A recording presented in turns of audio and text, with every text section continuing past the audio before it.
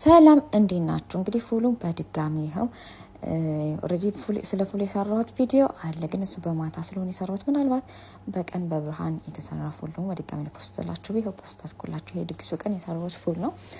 እንዳልኩት እንግዲህ በዛ ያለ ነው ትንሽ ምክንያቱም ለእንግዳ ስለሆነ የተሰራው በዛ ያለ ፉል ነው የሰራሁት ማለት ነው። እናንተ ደግሞ እንደመጣናችሁ መስራት ትችላላችሁ ማለት ነው።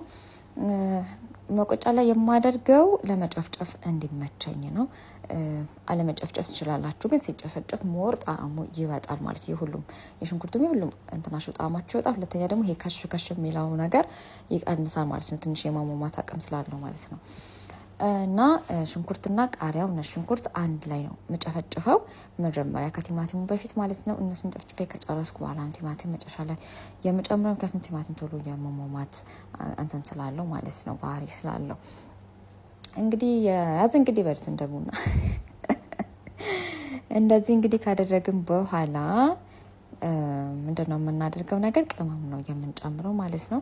መጨረሻ ላይ ቅመም እንግዲህ በርበሬ ሚጥሚጣ ከሞን ቅስበራ ፓውደር ቅስበራ ድንብላል ፓውደሩ ማለት ነውና ጫውና ቆንዶ በርበሬ ነው የጨመርኩት። ከዛ ደግሞ ኦሊቭ ኦይል የወይራ ዘይት ጨመርኩኝ። ከቀላቀልኩት በኋላ ደግሞ ተሄንያ የሚባለው ይሄ ነገር ጨመርኩኝ ማለት ነው። እሱን አለመጨመር ትችላላችሁ ጣዕሙን ትንሽ ጎምዘዝ ያደርገዋል።